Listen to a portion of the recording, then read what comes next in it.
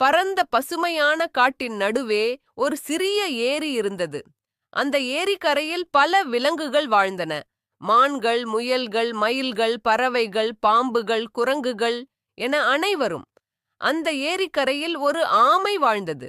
மெதுவாக நடப்பது, மென்மையான குரலில் பேசுவது அதன் இயல்பு. அதே காட்டில் ஒரு நரியும் இருந்தது. மிகச் சுறுசுறுப்பாகவும் தன்னை புத்திசாலி என்று நினைக்கும் வகையிலும் இருந்தது. நரி தினமும் மற்ற விலங்குகளிடம் தன்னை புகழ்ந்து கொண்டே இருக்கும். என்ன மாதிரி வேகமாக ஓட விலங்கே இல்லை. நான் விரும்பினால் மின்னல் போல ஓடி விடுவேன் என்று நரி பெருமையுடன் சொல்வது வழக்கம்.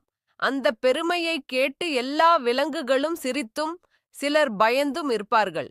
ஆனால் ஆமை மட்டும் அமைதியாக கேட்டுக்கொண்டிருக்கும்.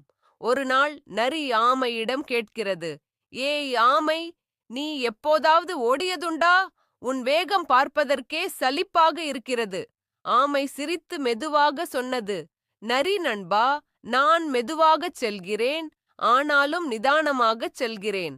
முடிவை அடைவதே முக்கியம், வேகம் மட்டுமல்ல. நரி சிரித்துக்கொண்டே, அடடா, நீ ஏனும் என்னை எதிர்த்து ஓட்டப்பந்தயம் போடப் போகிறாயா என்று கேலி செய்தது. ஆமை சிறிது சிந்தித்துப் பார்த்து சொன்னது, ஏன் முடியாது? நாளை காலை நாம் இருவரும் ஓட்டப்பந்தயம் போடலாம். காட்டிலுள்ள அனைவரும் சாட்சியாக இருக்கட்டும். நரி அதிர்ச்சி அடைந்தது. நீயா என்னை எதிர்க்கப் போகிறாய்? சரி, எனக்கு சிரிப்பே வரும், ஆனால் ஏற்றுக்கொள்கிறேன். நாளை பார்த்துக்கொள். அவ்வாறே போட்டி நிர்ணயிக்கப்பட்டது. காட்டு விலங்குகள் எல்லாம் பெரும் ஆர்வத்துடன் காத்திருந்தன. மறுநாள் காலை சூரியன் எழுந்ததும் காட்டில் ஒரு பெரும் சப்தம். அனைத்து விலங்குகளும் சேர்ந்து பார்த்து கொண்டிருந்தன. மயில் போட்டிக்கான தொடக்க கொடி பிடித்திருந்தது. முயல், மான், குரங்கு, யானை, காகம் எல்லோரும் வந்திருந்தனர். மயில் கூவியது, அனைவரும் தயாராகுங்கள். நரி மற்றும் ஆமை தங்கள் இடங்களில் நிற்கட்டும். போட்டி தொடக்கம்.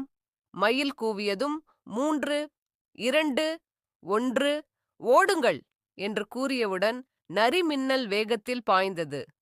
ஆமை மெதுவாக, அமைதியாக ஒரு காலடிக்கு பிறகு மற்றொரு காலடி வைக்கும் விதத்தில் செல்கிறது. சில நிமிடங்களில் நரி ஆமையை பல தூரம் பின்தள்ளியது. ஹா ஹா, இதென்ன போட்டி? நான் வெற்றி பெற்று விட்டேன் போல என்று சிரித்து வழியில் ஒரு மரத்தின் கீழ் அமர்ந்து ஓய்வு எடுக்க முடிவு செய்தது. சிறிது தூங்கிவிட்டால் ஆமை இன்னும் வராது. நான் விழித்ததும் ஓடிவிட்டால் போதும், அப்படிச் சொல்லி நரி மரத்தடியில் நித்திரை சென்றது. ஆமையின் உறுதியான நடை ஆமை மெதுவாக, ஆனால் உறுதியுடன் சென்று கொண்டே இருந்தது. அதன் மனதில் ஒரே எண்ணம், முடிவை அடைய வேண்டும். நிதானமாய் சென்றாலும் நிறுத்தாமல் சென்றால் தான் வெற்றி. காட்டின் வழியில் பறவைகள் குரலிட்டன. காற்று மெதுவாக வீசியது. ஆனால் ஆமை ஒரு முறையும் நிற்கவில்லை. நரியின் கனவு இந்நேரம் நரி இனிமையான கனவில் மூழ்கியிருந்தது. அது கனவில்தான் ஆமைக்கு முன்பே சென்றதாகவும் எல்லோரும் தன்னை புகழ்ந்ததாகவும் கண்டு மகிழ்ந்தது. அதே நேரத்தில் சூரியன் மேல் சென்றுவிட்டது. கடிகாரம் பல மணி நேரங்கள் கடந்துவிட்டன. ஆமை மெதுவாக ஆனால் உறுதியாக நரியை கடந்து சென்றது. மாலை நேரம். காட்டு விலங்குகள் முடிவுக் கோடியில் காத்திருந்தன. தொலைவில் மெதுவாக வரும் ஆமையை பார்த்து எல்லோரும் ஆச்சரியப்பட்டனர். ஆமை வந்து கொண்டிருக்கிறது, நரி எங்கே என்று விலங்குகள் பேசிக் கொண்டிருந்தன. அந்த நேரம் நரி விழித்தது. அடடா, நான் தூங்கிவிட்டேனா என்று அதிர்ச்சியடைந்து விரைவாக ஓடத் தொடங்கியது. ஆனால் தாமதமாகிவிட்டது. வெற்றியின் தருணம். ஆமை மெதுவாகவும் உறுதியுடனும் முடிவுக்கோட்டை கடந்து சென்றது. அனைத்து விலங்குகளும் குரல் கொடுத்தன. ஆமையே வென்றது, வாழ்த்துகள். நரி மூச்சு திணறி வந்தது. ஆனால் இனி பயனில்லை. அது தலையை குனிந்து சொன்னது, நான் மிகுந்த அகந்தையுடன் நடந்தேன். வேகம் இருந்தாலும் நிதானம் இல்லாமல் வெற்றி இல்லை. ஆமை சிரித்தது. நம்பிக்கை, பொறுமை, நிதானம் இருந்தால் எந்த போட்டியிலும் வெற்றி நம்மை தேடி வரும்.